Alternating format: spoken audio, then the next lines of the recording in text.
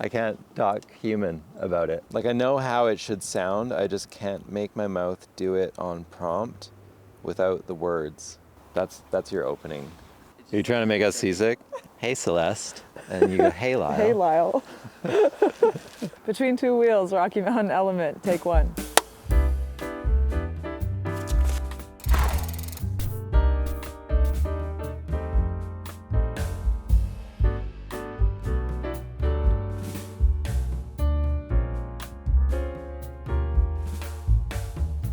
So Lyle, how long has the Element been around for? We first introduced the bike in 1996. It remained largely unchanged for about 16 years. And then in 2005, we gave it a carbon seat stay. Then in 2012, there was a wholesale redesign and it went full carbon. In 2017, we made it a race machine with a kind of a newer, simplified hardware paradigm. So for 22, what we did was we trended towards the more downcountry and we consolidated our Thunderbolt ride characteristics into a really light, slack 29er package. We liked the 22 generation so much, we just wanted to refine it a little bit and keep everything that we'd gained and make a few subtle improvements along the way. So this was the first cross-country or down-country bike I've ever ridden. Yeah. And I actually really liked that it was set up more down-country because it's kind of like a better transition for me coming from more of like a long travel enduro background. Okay. So I had a lot of fun on it and it definitely exceeded my expectations in terms of like how fun it was going to be because I kind of thought it was just going to be super stiff and like racy XC and then it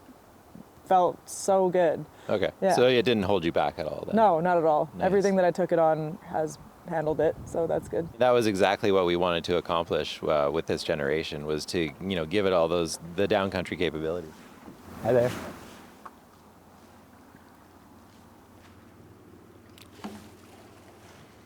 The Element focus has shifted slightly in the past 5 years to evolve with the changing riding demographic and sort of their expectations around mountain biking.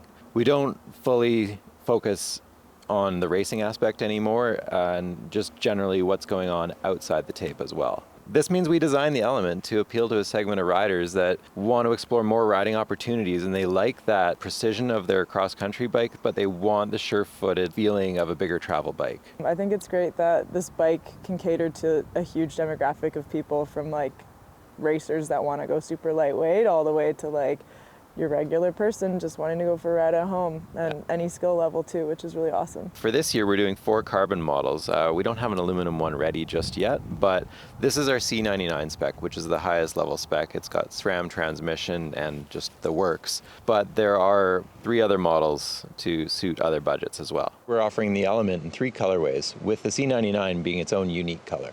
This one here is a size medium, so we're actually doing this in 5 different sizes.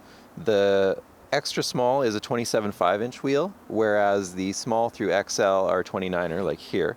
We wanted the small riders to have the same, advantage that the larger riders get on the bikes. So for crank lengths, we've got 165s on the extra small, and then 170s across the rest of the board. And of course, the size extra small has its own chainstay, whereas the size small through XL share a common rear end. All our models have 180 rotors and 4-piston brakes. Like, that's what's important to us. We've got 32 tooth chain rings with 12-speed drivetrains. And of course, we've got our Ride 4 adjustment system in the Link. For most of the spec levels, travels 130, 120, but for the 99, it's 120 up front for that more racy feel. Okay. What about bumping it up to a 140? We do test our bikes to over-forked capacities. Have you made some adjustments to your bike you want to tell me about? Yeah, I put a 140 fork on it because I wasn't entirely sure what I was going to be running into in terms of terrains. What do you mean you weren't sure? Did you take it somewhere? You go somewhere and not tell me? Yeah, so I took my bike to Norway. I didn't have any idea how the trails were going to be. All the photos that showed bikes were always enduro bikes, but right. They were sweet trails, and I really wanted to see how the Element would perform there. And just as like a buffer, I did put a 140 fork on it, but it probably would have been completely fine with a 130 now that I think about it. So I noticed the rear end has changed from previous year models. What made you want to change it, and what is the change? Well, we really liked the way the 22 bike rode, and we wanted to keep that with our SmoothLink kinematic. So what we've done is we've given this one our SmoothLink SL Flex Pivot on the chainstay, and that retains the sort of rocky feel that we like. while offering a little bit more lateral stiffness and a lot less weight.